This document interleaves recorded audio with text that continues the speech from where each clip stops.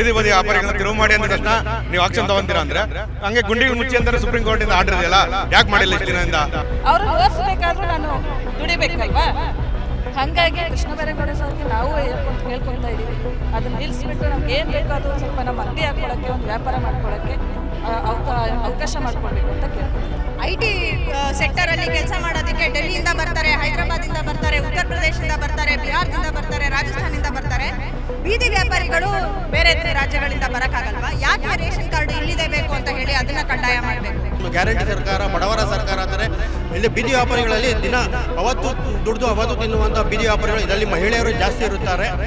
ನಮ್ಮ ಕಷ್ಟ ನಾವು ಅನುಭವಿಸ್ತಾನೆ ಇದ್ದೀವಿ, ನಮ್ಮ ಕಷ್ಟ ನಾವು ಪಡ್ತಾನೆ ಇದ್ದೀವಿ, ನಮ್ಮ ಕಷ್ಟದಿಂದ ನಾವು ಮಕ್ಕಳು ಸಾಕ್ತಾ ಇದ್ದೀವಿ. ಈಗ ಗಂಡ ಇಲ್ಲ ಮಕ್ಕಳಿಲ್ಲ ಅನ್ನೋರು ಏನು ಮಾಡ್ತಾರೆ? ಬೀದಿಲಿ ವ್ಯಾಪಾರ ಮಾಡ್ಕೊಂಡು ಅಂತಾನೆ ಜೀವನ ಮಾಡಬೇಕು. ಸಾಕ್ತಾರೆ ಎಲ್ಲ ಮುಂದಾಗ್ತಾರೆ, ನಾವು ಗಾಡಿ ಮಾಡ್ಸಕ್ಕಾಗ್ತೈತೆ, ಸಾಲ ಕಟ್ಟಕ್ಕಾಗ್ತೈತೆ, ನಾವು ಅರ್ಗಿಸ್ಕೊಳ್ಳೋಕೆ ದಾರಿ ಕೇಳ್ತಾ ಇದ್ದಾರೆ. ನಾವು ಅದೇ ಊಟನ ಸಂಪಾದನೆ ಮಾಡಕ್ಕೆ ಕೇಳ್ತಾ ಇದ್ದೀವಿ, ನಮ್ಮನ್ನು ಅವಕಾಶ ಮಾಡ್ಕೊಡ್ತಾ ಇಲ್ಲ. ಮಕ್ಕಳು ಬರೆಯೋಲ್ಲ ಹಾಕಿಸಲೇಬೇಕು ಎಲ್ಲ ನೆನ್ನೆಯಿಂದ ಕಂಪ್ಲೇಂಟ್ ಮಾಡ್ತಾ ಇದ್ದಾರೆ. ಈಗ ಮೇನ್ ರೋಡ್ ಇಲ್ಲ, ರೆಸಿಡೆನ್ಸಿ ಇಲ್ಲ. ಎಷ್ಟೊಂದು ಜನ ಇವತ್ತು ಬೀದಿ ವ್ಯಾಪಾರದವ್ರು ನಾವು ಊಟ ಮಾಡಿದ್ರೆ ಇವತ್ತು ಎಲ್ಲ ಸಾಲಗಳು ತಗೊಂಡು ಮನೆಗಳು ಬಾಡಿಗೆ ಕಟ್ಟಕ್ಕಾಗ್ತಾರೆ, ವ್ಯವಸ್ಥೆಗಳು ತುಂಬ ಕಷ್ಟಗಳನ್ನ ಅನುಭವಿಸ್ತಾ ಇದ್ದೀವಿ. ಅದೊಂದು ಬೀದಿ ವ್ಯಾಪಾರಿಗಳ ಕಾಯ್ದೆ ಅಂತ ಆಗಿ ಆ ಒಂದು ಕಾನೂನು ರೀತಿಯಲ್ಲಿ ಅದು ಮಾರ್ಪಟ್ಟು ಅದಾದ ನಂತರನೂ ಸಹ ಇವತ್ತು ತನಕ ನಾವು ತೊಂದರೆಗಳನ್ನ ಅನುಭವಿಸ್ತಾನೆ ಬರ್ತಿದ್ದೀವಿ. ಬೀದಿ ವ್ಯಾಪಾರಿಯವ್ರಿಗೆ ಲೋನ್ ಕೊಟ್ಟಿದ್ದಾರೆ, ಆ ಲೋನ್ ತೀರ್ಸೋದು ಹೆಂಗೆ? ನಮ್ಗೇನೋ ನಾವು ಒಂದು ದಾರಿ ಮಾಡ್ಕೊಟ್ಟು ಒಳಗಡೆ ಹೋದ್ರೆ ಒಳಗಡೆ ಓಡಿಸ್ಕೊಂಡು ಬರ್ತಾವ್ರೆ, ಎಲ್ಲೂ ಬಿಡ್ತಾ ಇಲ್ಲ. ಈ ಕಡೆ ಪೊಲೀಸ್ ಅವ್ರು ಕಾಟ ಆಗ್ಬಿಟ್ಟಿದೆ, ಈ ಕಡೆ BBMP ಅವ್ರು ಕಾಟ ಆಗ್ಬಿಟ್ಟಿದೆ. ಹಂಗಂದ್ರೆ ಗುಂಡಿಗಳಿಂದ ರೋಡ್ಗಳಿಂದ ಇವಾಗ ಇದಾಗಿರೋದ್ರಿಂದ ಯಾರು ಗೊತ್ತಿಲ್ವಾ? ಅದೇ ಹೈಕೋರ್ಟು ಸುಪ್ರೀಂ ಕೋರ್ಟಿಂದ ಬೀದಿ ಬದಿ ವ್ಯಾಪಾರಿಗಳನ್ನ ತಿರುವು ಮಾಡಿ ಅಂದ ತಕ್ಷಣ ನೀವು ಆಕ್ಷನ್ ತಗೊಂತೀರಾ ಅಂದರೆ ಹಂಗೆ ಗುಂಡಿಗಳು ಮುಚ್ಚಿ ಅಂತಾರೆ ಸುಪ್ರೀಂ ಕೋರ್ಟಿಂದ ಆರ್ಡರ್ ಇದೆಯಲ್ಲ, ಯಾಕೆ ಮಾಡಿಲ್ಲ ಇಷ್ಟು ದಿನದಿಂದ? ಅದನ್ನು ಇವಾಗ ಜನಗಳು ಹೆಂಗೆ ಖುಷಿಯಾಗಿದ್ದಾರೆ ಅಂದರೆ ಜನಕ್ಕೆ ಕಣ್ಣೀರು ಒರೆಸೋ ಅಂತ ಕೆಲಸ ಮಾಡ್ತಾಯಿದ್ದಾರೆ ಅಷ್ಟೇ. ಜನಕ್ಕೆ ಒಂದು ಕಡೆ ಡೈವರ್ಟ್ ಮಾಡಬೇಕು, ಡೈವರ್ಟ್ ಮಾಡ್ತಾಯಿದ್ದಾರೆ. ಏನು ಮಾಡಬೇಕೋ ಮಾಡ್ತಾ ಇಲ್ಲ, ಮಾಡ್ಬೇಕಾದ್ರೆ ಕೆಲಸ ಬಿಟ್ಟು ಮಿಕ್ಕಿದೆಲ್ಲ ಮಾಡ್ತಾ ಇದ್ದಾರೆ ಅಷ್ಟೇ. ಸರ್ ನಮಸ್ತೆ, ನನ್ನ ಹೆಸರು ಲಕ್ಷ್ಮಿ ಅಂತ, ವಿದ್ಯಾರಣ್ಯಪುರದಿಂದ ಬಂದಿದ್ದೀನಿ. ನಾವು ಎಳ್ನೀರು ಅಂಗಡಿ ಬಿಸ್ನೆಸ್ ಮಾಡ್ತಾ ಇರೋದು. ಅಂಗಡಿ ನಮ್ಮ ತಂದೆಯವರು 28 ವರ್ಷದಿಂದ ಮಾಡ್ಕೊಂಬರ್ತಿದ್ರು. ಈಗ ಅವ್ರು ಡೆತ್ ಆದಮೇಲೆ ನಾನು ನಡೆಸ್ತಾ ಇದ್ದೀನಿ. ನನಗೂ ಬೇರೆ ಜೀವನ ಇಲ್ಲ ಸರ್, ಇದರಿಂದನೇ ನನ್ನ ಜೀವನ ನಡಿಬೇಕು. ಹಾಗಾಗಿ ಸಡನ್ನಾಗಿ ಬಂದುಬಿಟ್ಟು ಅಂಗಡಿ ಎತ್ತಿಸ್ಬಿಟ್ಟು ಈ ಥರ ಎಲ್ಲ ಮಾಡಿದ್ರೆ ನಮ್ಗೆ ಇವಾಗ ಮತ್ತು ಅದರಿಂದ ಲೋನು ಕೊಟ್ಟಿದ್ದಾರೆ, ನಾನು ಲೋನ್ ತೀರಿಸ್ಬೇಕು.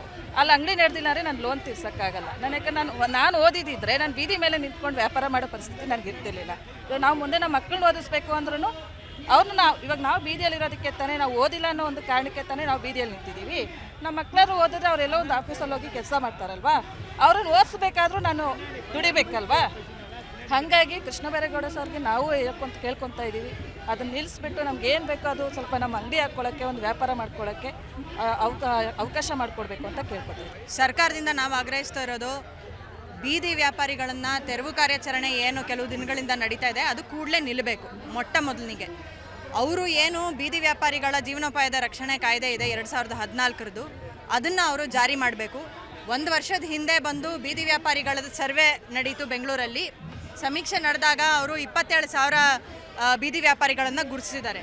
ಆದರೆ ನಮ್ಮ ಅಂದಾಜಿನ ಪ್ರಕಾರ ಇಡೀ ಬೆಂಗಳೂರಲ್ಲಿ ನಾವು ನೋಡಿದ್ರೆ ಸುಮಾರು 1.5 ಲಕ್ಷ ಜನ ಬೀದಿ ವ್ಯಾಪಾರಿಗಳು ಇದ್ದಾರೆ. IT ಸೆಕ್ಟರಲ್ಲಿ ಕೆಲಸ ಮಾಡೋದಕ್ಕೆ ಡೆಲ್ಲಿಯಿಂದ ಬರ್ತಾರೆ, ಹೈದರಾಬಾದಿಂದ ಬರ್ತಾರೆ, ಉತ್ತರ ಪ್ರದೇಶದಿಂದ ಬರ್ತಾರೆ, ಬಿಹಾರದಿಂದ ಬರ್ತಾರೆ, ರಾಜಸ್ಥಾನದಿಂದ ಬರ್ತಾರೆ. ಬೀದಿ ವ್ಯಾಪಾರಿಗಳು ಬೇರೆ ರಾಜ್ಯಗಳಿಂದ ಬರೋಕ್ಕಾಗಲ್ವಾ? ಯಾಕೆ ರೇಷನ್ ಕಾರ್ಡ್ ಇಲ್ಲಿದೆ ಬೇಕು ಅಂತ ಹೇಳಿ ಅದನ್ನು ಕಡ್ಡಾಯ ಮಾಡಬೇಕು? ಶ್ರೀಮಂತರಿಗೆ ಒಂದು ನ್ಯಾಯ, ಬೀದಿ ವ್ಯಾಪಾರಿಗಳಿಗೆ ಒಂದು ನ್ಯಾಯ ಈ ಸರ್ಕಾರ ಮಾಡ್ತಾ ಇರೋದು. ಅಕ್ರಮದ ತುಮಕೂರು ಜಿಲ್ಲಾ ಫುಟ್ಪಾತ್ ವ್ಯಾಪಾರಿಗಳ ಸಂಘ CITU ನಗರ ಪ್ರಧಾನ ಕಾರ್ಯದರ್ಶಿ. ಏನು ಗ್ಯಾರಂಟಿ ಸರ್ಕಾರ ಅಂತಾರಲ್ಲ, 2014ರಲ್ಲಿ ಇವರೇ ತಂದಂತಹ ಗ್ಯಾರಂಟಿ ಬೀದಿ ವ್ಯಾಪಾರಿ ಜೀವನ ಸಂರಕ್ಷಣಾ ಕಾಯ್ದೆ 2014, ಅವ್ರ ಬಗ್ಗೆ ಕಾಯ್ದೆ ಬಗ್ಗೆನೇ ಇವ್ರು ಗ್ಯಾರಂಟಿ ಇಲ್ಲ. ನಮ್ಮ ಗ್ಯಾರಂಟಿ ಸರ್ಕಾರ, ಬಡವರ ಸರ್ಕಾರ ಅಂತಾರೆ. ಇಲ್ಲಿ ಬೀದಿ ವ್ಯಾಪಾರಿಗಳಲ್ಲಿ ದಿನ ಅವತ್ತು ದುಡ್ದು ಅವತ್ತು ತಿನ್ನುವಂಥ ಬೀದಿ ವ್ಯಾಪಾರಿಗಳು ಇದರಲ್ಲಿ ಮಹಿಳೆಯರು ಜಾಸ್ತಿ ಇರುತ್ತಾರೆ. ಶೇಕಡ 2% ಒಟ್ಟು ಜನಸಂಖ್ಯೆಯ, ನಗರದ ಒಟ್ಟು ಸಂಖ್ಯೆಯ 2%ಅಷ್ಟು ಬೀದಿ ವ್ಯಾಪಾರಿಗಳು ಇರ್ತಾರೆ ಅಂದರೆ ಅವ್ರದ್ದೇ ಒಂದು ಕೇಂದ್ರ ಸರ್ಕಾರದ ಸಮೀಕ್ಷೆ ಇದೆ. ಬೀದಿ ವ್ಯಾಪಾರಿ ಜೀವನ ಸಂರಕ್ಷಣಾ ಕಾಯ್ದೆಯಲ್ಲಿ ಬೀದಿ ವ್ಯಾಪಾರಿ ತೆರವುಗೊಳಿಸಬೇಕಾದ್ರೆ ಟೌನ್ ವೆಂಡಿಂಗ್ ಕಮಿಟಿಯಲ್ಲಿ ಚರ್ಚೆ ಮಾಡಬೇಕು. ಬೀದಿ ಬದಿ ವ್ಯಾಪಾರದವ್ರಿಗೆ ಇಷ್ಟೊಂದು ತೊಂದರೆ ಕೊಡ್ತಾ ಇದ್ರೆ ಸರ್ಕಾರ ಏನಕ್ಕೆ ಬಂದಿರೋದು? ಸರ್ಕಾರದವ್ರಿಗೆ ನಾವಿದ್ರೇನೆ ತಾನೇ ಸರ್ಕಾರ, ನಾವಿಲ್ಲಾಂದ್ರೆ ಸರ್ಕಾರ ಎಲ್ಲಿಂದ ಬರುತ್ತೆ? ನಮ್ಮ ಕಷ್ಟ ನಾವು ಅನುಭವಿಸ್ತಾನೆ ಇದ್ದೀವಿ, ನಮ್ಮ ಕಷ್ಟ ನಾವು ಪಡ್ತಾನೆ ಇದ್ದೀವಿ, ನಮ್ಮ ಕಷ್ಟದಿಂದ ನಾವು ಮಕ್ಕಳು ಸಾಕ್ತಾ ಇದ್ದೀವಿ. ಇವಾಗ ಗಂಡ ಇಲ್ಲ ಮಕ್ಕಳಿಲ್ಲ ಅನ್ನೋರು ಏನು ಮಾಡ್ತಾರೆ? ಬೀದಿಲಿ ವ್ಯಾಪಾರ ಮಾಡ್ಕೊಂಡು ತಾನೇ ಜೀವನ ಮಾಡಬೇಕು. ಬೀದಿಲಿ ವ್ಯಾಪಾರ ಮಾಡಿಲ್ಲ ಅಂದರೆ ಅವ್ರ ಮಕ್ಕಳನ್ನ ಸಾಯ್ಬೇಕು, ಅವರು ಸಾಯ್ಬೇಕು. ಸಾಲ ತಗೊಳ್ಳಿ ಅಂತಾರೆ BBMP ಆಫೀಸಿಂದ. ಸಾಲ ತಗೊತೀರ, ತೀರ್ಸೋಕ್ಕಾಗಿಲ್ಲ ಅಂದರೆ ಮನೆ ಹತ್ರ ಬರ್ತಾರೆ ಜಗಳಕ್ಕೆ, ಅವಾಗ ಅವರು ಸೂಸೈಡ್ ಮಾಡ್ಕೋಬೇಕು. ಸೂಸೈಡ್ ಅವ್ರಿಗೆ ಜೀವನ ಅಷ್ಟೇ. ಹಾಕಿದ್ದೀವಿ, ಇಲ್ಲ ನಮಗೆ ಜಾಗ ಒಂದು ಸ್ವಲ್ಪ ತೋರಿಸ್ಬೇಕು ತಾನೆ. ಏನು ತೋರಿಸ್ತಾರೆ? ಗಾಡಿಗಳು ಎತ್ಕೊಂಡು ಹೋಗ್ಬಿಟ್ರೆ ನಾವು ಇಲ್ಲಿಗೆ ಬಂದಿದ್ದೀವಿ, ಎತ್ತಾಕೊಂಡೋದ್ರೆ ಎಲ್ಲಿಗೆ ಹೋಗೋದು? ಅದ್ರಲ್ಲಿ ಐಟಮ್ ಎಲ್ಲ ಇರ್ತೈತೆ ಎತ್ತು ಬಿಸಾಕ್ಬಿಡ್ತಾರೆ. ಎಲ್ಲ ಮುರಿದಾಕ್ಬಿಟ್ರೆ ನಾವು ಗಾಡಿ ತಿರ್ಗಾ ಮಾಡ್ಸಕ್ ಆಗ್ತೈತಾ? ಸಾಲ ಕಟ್ಟಕ್ ಆಗ್ತೈತೆ ನಾವು ಹೇಳಿ? ನಮ್ಮ ಪರಿಸ್ಥಿತಿ ಆ ಥರ ಐತೆ. ಬೀದಿ ಬದಿ ವ್ಯಾಪಾರಿಗಳನ್ನ ನಿಮ್ಗೆ ಕಣ್ಣು ಕಾಣಿಸೋದು ಹೊಟ್ಟೆ ಮೇಲೆ ಹೊಡೆಯೋಕ್ಕೆ ಬೇರೆ ಯಾರು ಕಾಣಿಸ್ತಾ ಇಲ್ವಾ? ಯಾಕೆ ಈ ಥರ ಇದನ್ನ ಮಾಡ್ತಿ ಹಿಂಸೆ ಕೊಡ್ತಾ ಇದ್ದೀರಾ ನಮಗೆ? ಮನೆಗಳು ಮಾಲ್ಗಳು ಅಲ್ಲಿ ಒಳಗಡೆ ರೋಡಲ್ಲಿ ಹಾಕ್ಕೊಳ್ಳಿ ಅಂತ ಹೇಳ್ತಾರೆ, ಒಳಗಡೆ ರೋಡಲ್ಲಿ ಹೋದ್ರೆ ಮನೆಯವ್ರು ಬಿಡಲ್ಲ. ಆಚೆ ಕಡೆ ಮೇನ್ ರೋಡಲ್ಲಿ ಮಾಡೋಣ ಅಂದರೆ ಇವ್ರು ಬಿಡ್ತಾ ಇಲ್ಲ. ಮತ್ತು PM ಸ್ವನಿಧಿ ಲೋನ್ ಕಟ್ಟಬೇಕು, ಮಕ್ಕಳು ಸ್ಕೂಲ್ ಫೀಸ್ ಕಟ್ಟಬೇಕು, ಮತ್ತು ಇಲ್ದಿರೋ ಸಮಸ್ಯೆಗಳು ಉತ್ಪತ್ತಿ ಮಾಡಿಬಿಟ್ಟಾರೆ ಒಂದನೇ ತಾರೀಕು. ಇದಕ್ಕೆ ಸಲುವಾಗ ನಮ್ಗೆ ಈ ಸರ್ಕಾರ ಬೇಕು ಅಂತ ನಾವು ಪಡ್ಕೊಂಡಿದ್ದು ಈ ದಿನ ನೋಡೋದಕ್ಕೆ ಸಲುವಾಗ ಅರ್ಗಿಸ್ಕೊಳ್ಳೋಕ್ಕೆ ದಾರಿ ಕೇಳ್ತಾ ಇದ್ದಾರೆ. ನಾವು ಅದೇ ಊಟನ ಸಂಪಾದನೆ ಮಾಡೋಕ್ಕೆ ಕೇಳ್ತಾ ಇದ್ದೀವಿ, ನಮ್ಮನ್ನು ಅವಕಾಶ ಮಾಡಿಕೊಡ್ತಾ ಇಲ್ಲ. ಪಾರ್ಕ್ಗಳಿಲ್ವಾ, ಗ್ರೌಂಡ್ಗಳಿಲ್ವಾ ಅವ್ರಿಗೆ ವಾಕ್ ಮಾಡೋಕ್ಕೆ? ಇದೇ ಬೇಕಾ? ಪಾದಚಾರಿ ರಸ್ತೆಗಳೇ ಬೇಕಾ? ಓಡಾಡೋದಕ್ಕೆ ಓಡಾಡಲಿ ಸರ್, ಓಡಾಡೋದಕ್ಕೆ ನಾವೇನು ತೊಂದರೆ ಮಾಡ್ತಾ ಇಲ್ಲ. ಒಳಗಡೆ ಹೋಗಿ ಅಂತಾರೆ. ಒಳಗಡೆ ಹೋದ್ರೆ ಮನೆಯವ್ರು ಬಿಡ್ತಾ ಇಲ್ಲ. ನಾವು ಪಾರ್ಕಿಂಗ್ ಮಾಡಬೇಕು, ನಮಗೆ ಜಾಗ ಇಲ್ಲ ಅಂತ ಅವ್ರು ಹೇಳ್ತಾರೆ. ಆಚೆ ಬಂದರೆ ಇವ್ರು ಬಿಡ್ತಲ್ಲ, BBMP ಅವ್ರ ಕಾಟ. ಯಾಕೆಂದರೆ ಸರ್ಕಾರದಿಂದ ಆದೇಶ ಆಗಿದೆ ಅಂತ. ಎಲ್ಲೇ ಹೋದ್ರು ಯಾವ ಕಡೆಯಿಂದ ಬಂದರೂ ಬೀದಿ ಬದಿ ವ್ಯಾಪಾರಿಗಳು ಬಲಿ ಆಗೋದು ಬಿಟ್ಟರೆ ಯಾರನ್ನೂ ಬಲಿ ಮಾಡ್ತಾ ಇಲ್ಲ ಇವರು. ಮಕ್ಕಳು ಮರಿ ಎಲ್ಲ ನಾವು ಸಾಕಬೇಕು, ಸಲಬೇಕು. ನಮಗೆಲ್ಲ ಅದೇ ಆಧಾರ. ನಾವೆಲ್ಲೋಗ್ಬೇಕು, ನಮ್ಮನ್ನೆಲ್ಲ ಓಡಿಸಿದ್ರೆ ನಾವೆಲ್ಲೋಗ್ಬೇಕು. ಕೂಲಿ ಕಾರ್ಮಿಕರು ಎಲ್ಲ ನಾವೆಲ್ಲ ದುಡಿಬೇಕು. ಸರ್, ನನ್ನ ಹೆಸರು ನವೀನ ಅಂತ, Yelahanka ward, Vidyaranyapura. TVC town NDT committee member ಆಗಿದ್ದೀನಿ, ಕರ್ನಾಟಕ ಬೀದಿ ಬದಿ ವ್ಯಾಪಾರಿ ಸಂಘದಲ್ಲಿ. ಸರ್, ನಮಗೆ ನ್ಯಾಯ ಬೇಕು, ನ್ಯಾಯ ಕೇಳೋಕ್ಕೆ ಬಂದಿರೋದು. ಸರ್, ನಾವು ಮೇನ್ ರೋಡಲ್ಲಿ ಮಾಡ್ತಾಯಿದ್ದೀವಿ ಸರ್, ಮೇನ್ ರೋಡಲ್ಲಿ ಮಾಡ್ತಾಯಿದ್ದೀವಿ. ಓಕೆ, ಮೇನ್ ರೋಡಲ್ಲಿ ತೆರವು ಮಾಡಿದ್ದಾರೆ ಅಲ್ವಾ? ಮೇನ್ ರೋಡಲ್ಲಿ ತೆರವು ಮಾಡಿದ್ಮೇಲೆ ಒಳಗಡೆ ಹೋಗಿದ್ದೀವಿ. ಅಲ್ಲಿ ನಿನ್ನೆಯಿಂದ ನಡೀತಾ ಇದ್ದು ರೆಸಿಡೆನ್ಸಿಯವರು ಇಲ್ಲಿ ಹಾಕಬೇಡಿ ಅಂತ ರೆಸಿಡೆನ್ಸಿಯವರು ನಿನ್ನೆಯಿಂದ ಕಂಪ್ಲೇಂಟ್ ಮಾಡ್ತಾ ಇದ್ದಾರೆ. ಈಗ ಮೇನ್ ರೋಡು ಇಲ್ಲ, ರೆಸಿಡೆನ್ಸಿ ಇಲ್ಲ, ಹೋಗೋದು ಎಲ್ಲಿಂದ? 25 ವರ್ಷದಿಂದ ಬೀದಿ ವ್ಯಾಪಾರದಲ್ಲಿ ನಾವು ವ್ಯಾಪಾರ ಮಾಡ್ಕೊಂಡು ಬಂದಿದ್ದೀವಿ. ಇವತ್ತು ಎತ್ತಂಗಡಿ ಮಾಡಿಬಿಟ್ರೆ ಆಗಲೇ ನಾವು 15 ದಿವಸ ಆಯಿತು ಗಾಡಿನೇ ಹಾಕಿಲ್ಲ. ಈ ಥರ ನೀವು ನೋಟಿಸ್ಗಳು ಕೊಡ್ದಿರೆ ನೀವು ಅದನ್ನು ಎತ್ತಂಗಡಿ ಮಾಡಿದ್ರೆ ಜೀವನಕ್ಕೆ ನಾವು ಏನು ಮಾಡಬೇಕು? ನೀವು ನೋಟಿಸ್ಗಳು ರಿಲೀಸ್ ಮಾಡ್ಕೊಂಡು ನಾವು ಜಾಗ ಮಾಡಿಕೊಟ್ಬಿಟ್ಟು ನಿಮ್ಮ ಕೆಲಸಗಳನ್ನ ನೀವು ಮಾಡಿರಿ. ಎಷ್ಟೊಂದು ಜನ ಇವತ್ತು ಬೀದಿ ವ್ಯಾಪಾರದವ್ರು ನಾವು ಊಟ ಮಾಡಿದ್ರೆ ಇವತ್ತು ಎಲ್ಲ ಸಾಲಗಳು ತೊಗೊಂಡು ಮನೆಗಳು ಬಾಡಿಗೆ ಕಟ್ಟೋಕ್ಕಾಗ್ದಿರೆ ವ್ಯವಸ್ಥೆಗಳು ತುಂಬ ಕಷ್ಟಗಳನ್ನ ಅನುಭವಿಸ್ತಾ ಇದ್ದೀವಿ. ಅಧಿಕಾರಿಗಳು ನೀವು ಇಟ್ಕೊಂಡು ಯಾಕೆ ಹಿಂಗೆ ಮಾಡ್ತಾಯಿದ್ದೀರಾ? ಜಾಗ ಮಾಡಿಕೊಡಿ, ನಮ್ಮ ಇಂಡಿಯನ್ ಜೋನ್ ಅಂದ್ಬಿಟ್ಟು ಒಂದು ಜಾಗ ಮಾಡಿಕೊಟ್ಬಿಟ್ಟು ನೋಟಿಸ್ ಕೊಟ್ಬಿಟ್ಟು ನೀವು ಆಮೇಲೆ ಎತ್ತಂಗಡಿ ಮಾಡಿ. ಏಕದಮ್ ಇವಾಗ ಮಾಡಿದ್ರೆ ಸಾಲಗಳು ಫೀಸ್ಗಳು ಎಲ್ಲ ತೊಗೊಂಡ್ಬಿಟ್ಟಿದ್ದೀವಿ. ಹೆಂಗೆ ನಾವು ಅದನ್ನು ಬಗೆಹರಿಸೋಕ್ಕಾಗುತ್ತೆ? ಜಾನ್ ಜಗದೀಶ್ ಸರ್, ನಾವು ಫ್ರೂಟ್ ಅಂಗಡಿ ಸರ್. ಸೈಯದ್ ಜಮೀರ್, ಕರ್ನಾಟಕ ಪ್ರಗತಿಪರ ಬೀದಿ ವ್ಯಾಪಾರಿಗಳ ಸಂಘ ಜನರಲ್ ಸೆಕ್ರೆಟರಿ, ಶಿವಾಜಿನಗರ ಬೀದಿ ವ್ಯಾಪಾರಿ. ನಾನು ಸರಿಸುಮಾರು ಒಂದು 26 ವರ್ಷದಿಂದ ನಾನು ಬೀದಿ ವ್ಯಾಪಾರ ಮಾಡಿಕೊಂಡು ಜೀವನ ಮಾಡ್ಕೊಂಡು ಬರ್ತಾಯಿದ್ದೀನಿ. ಆಗ್ಲಿಂದನೂ ನಾನು ನೋಡ್ತಾ ಇದ್ದೀನಿ ಈ ಎತ್ತಂಗಡಿಗಳ ವಿಷಯ ನಡೀತಾನೆ ಇದೆ ನಗರದಲ್ಲಿ.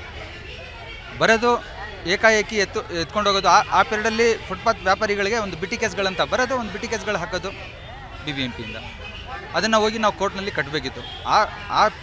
ನಾವು ಆವಾಗಲಿಂದನೂ ಸಂಘಟಿತರಾಗಿ ಒಂದು ಸಂಘಟನೆ ಕಟ್ಟಿ ಬೆಳೆದು ಬಂದಿದ್ದು. ನಾವು ಆವಾಗ ಸಂಘಟನೆ ಶುರು ಮಾಡಿದಾಗ ಪಾಲಿಸಿ ಇತ್ತು. ಪಾಲಿಸಿನ ತೊಗೊಂಡೋಗಿ ಕೇಳಿದ್ರೆ ಅಧಿಕಾರಿಗಳು ಏನು ಹೇಳೋರು, ಪಾಲಿಸಿ ತಾನೇ, ನಮ್ಮ ಸ್ಟೇಟ್ನಲ್ಲಿ ಯಾವ ರೀತಿ ಬೇಕೋ ನಾವು ಲಾಗು ಮಾಡ್ಕೋಬೋದು, ಅವ್ರಿಗೇನು ಗೊತ್ತಾಗ್ತದೆ, ನಾವು ಬೇಕಾದರೆ ಇಂಪ್ಲಿಮೆಂಟ್ ಮಾಡ್ಬೋದು, ಇಲ್ಲಾಂದರೆ ಇಲ್ಲ. ಈ ರೀತಿಯಾದಂಥ ಮಾತುಗಳನ್ನ ನಾವು ಕೇಳ್ತಾ ಇದ್ದೋ. ನಾವು ಸಂಘಟಿತರಾಗಿ ಹೋರಾಟಗಳನ್ನ ನಡೆಸಿ ಪಾಲಿಸಿನ ಕಾನೂನು, ಅದು ಒಂದು ಬೀದಿ ವ್ಯಾಪಾರಿಗಳ ಕಾಯ್ದೆ ಅಂತ ಆಗಿ ಒಂದು ಕಾನೂನು ರೀತಿಯಲ್ಲಿ ಅದು ಮಾರ್ಪಟ್ಟು ಅದಾದ ನಂತರನೂ ಸಹ ಇವತ್ತು ತನಕ ನಾವು ತೊಂದರೆಗಳನ್ನ ಅನುಭವಿಸ್ತಾನೆ ಬರ್ತಿದ್ದೀವಿ. ಬೀದಿ ಬದಿ ವ್ಯಾಪಾರಿಯವರಿಗೆ ಲೋನ್ ಕೊಟ್ಟಿದ್ದಾರೆ, ಆ ಲೋನ್ ತೀರ್ಸೋದು ಹೆಂಗೆ ನಾವು? ಮತ್ತು ಈ ಸರ್ಕಾರ ಬಂದು ಒಂದು ಕಡೆ ರೈತರಿಗೆ ತೊಂದರೆ, ಒಂದು ಕಡೆ ಬೀದಿ ಬದಿ ವ್ಯಾಪಾರ, ಎಲ್ಲ ಬಡವರಿಗೆ ತೊಂದರೆ ತವರ ಶ್ರೀಮಂತರಿಗೆ ಯಾವ ತೊಂದರೆನೂ ಇಲ್ಲ, ಎಲ್ಲ ಬಡವರಿಗೆ ತೊಂದರೆ. ಸರ್ಕಾರ ಬಂದು ಏನೋ ಒಳ್ಳೇದು ಮಾಡುತ್ತೆ ಅಂತ ನಾವು ನೆನ್ಕೊಂಡು ಎಲ್ಲ ಇದೇ ಥರ ಆಗೈತೆ ನೋಡಿ. ಒಂದು ಕಡೆ ಬಿಡದಿಲ್ಲಿ ರೈತರಿಗೆ ತೊಂದರೆ, ಆನೆಕಲ್ಲಲ್ಲಿ ತೊಂದರೆ, ನಮ್ಮ ಪುಟ್ಬತ್ ವ್ಯಾಪಾರಿದವ್ರಿಗೆ ತುಂಬ ತೊಂದರೆ ಆಗ್ತಾಯಿದೆ. ನಾವು ಬದುಕೋದು ಹೆಂಗೆ? ಇದನ್ನು ನಂಬ್ಕೊಂಡು ಬಾಡಿಗೆ, ಸ್ಕೂಲು ಫೀಸು ಎಲ್ಲ ನಾವು ಇದಕ್ಕೆಲ್ಲ ನಾವು ಇದು ಮಾಡ್ತಾಯಿದ್ದೀವಿ. ದಯವಿಟ್ಟು ನಮಗೆ ಒಂದು ಇದು ಮಾಡಿಕೊಡಿ ಅಂತ ನಾನು ವಿನಂತಿ ಮಾಡ್ತೀನಿ. ಉಮೇಶ್ ಸರ್, ನಂದು ಎಳ್ನೀರು ಅಂಗಡಿ, ಕಾಡುಗೋಡಿ ಮಾದೇವಪುರ ಕ್ಷೇತ್ರ, ವಾರ್ಡ್ ನಂಬರ್ 83. ನಾವು ಕಾಡುಗೋಡಿ ಸೈಯದ್ ದಸ್ತಗೀರ್ ಅಂತ. ನಮ್ಗೆ ಅಲ್ಲಿ ಫುಟ್ಪಾತಾಗ ವ್ಯಾಪಾರ ಮಾಡೋಕ್ಕೆ ಬಿಡ್ತಾಯಿಲ್ಲ. ಫುಟ್ಪಾತು ಜಾಗ ಬಿಟ್ಬಿಟ್ರು ವ್ಯಾಪಾರ ಮಾಡೋಕ್ಕೆ ಬಿಡ್ತಾಯಿಲ್ಲ. ಸಾಲ ಮಾಡಿಬಿಟ್ಟು ಲೋನ್ಗಳು ತೊಗೊಂಡಿದ್ದೀರಿ, ಆದ ID ಕಾರ್ಡ್ ಮಾಡಿಕೊಟ್ಟಿದ್ದಾರೆ, ಅದು ನೋಡ್ಸಿದ್ರು ಬಿಡ್ತಾಯಿಲ್ಲ. ನಮ್ಗೇನೋ ನಾವು ಒಂದು ದಾರಿ ಮಾಡಿಕೊಟ್ಟು ಒಳಗಡೆ ಹೋದರೆ ಒಳಗಡೆ ಓಡಿಸ್ಕೊಂಡು ಬರ್ತಾವ್ರೆ, ಎಲ್ಲೂ ಬಿಡ್ತಾಯಿಲ್ಲ. ಈ ಕಡೆ ಪೊಲೀಸ್ ಅವ್ರು ಕಾಟ ಆಗಿಬಿಟ್ಟಿದೆ, ಈ ಕಡೆ BBMP ಅವ್ರು ಕಾಟ ಆಗಿಬಿಟ್ಟಿದೆ.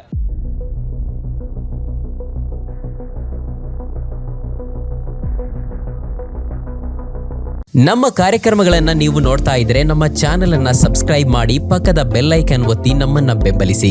ಹಾಗೆ ನಮ್ಮ ಕಾರ್ಯಕ್ರಮಗಳನ್ನ ಲೈಕ್ ಮಾಡಿ, ಕಮೆಂಟ್ ಮಾಡಿ, ಅದನ್ನ ಬೇರೆಯವರಿಗೂ ವಾಟ್ಸ್ಆಪ್ ಮೂಲಕ ಶೇರ್ ಮಾಡಿ. ನೀವು ಹೀಗೆ ಮಾಡಿದಾಗ ನಮ್ಮ ಚಾನೆಲ್ ಮತ್ತಷ್ಟು ಜನರಿಗೆ ತಲುಪಲು ನೀವು ನಮ್ಮೊಂದಿಗೆ ಸಹಕರಿಸಿದ ಹಾಗಾಗುತ್ತೆ. ಇದು ನೀವು ಯಾವುದೇ ಖರ್ಚಿಲ್ಲದೆ ಕೆಲವೇ ಸೆಕೆಂಡುಗಳಲ್ಲಿ ನೀಡಬಹುದಾದ ಸಹಕಾರ. ಧನ್ಯವಾದಗಳು.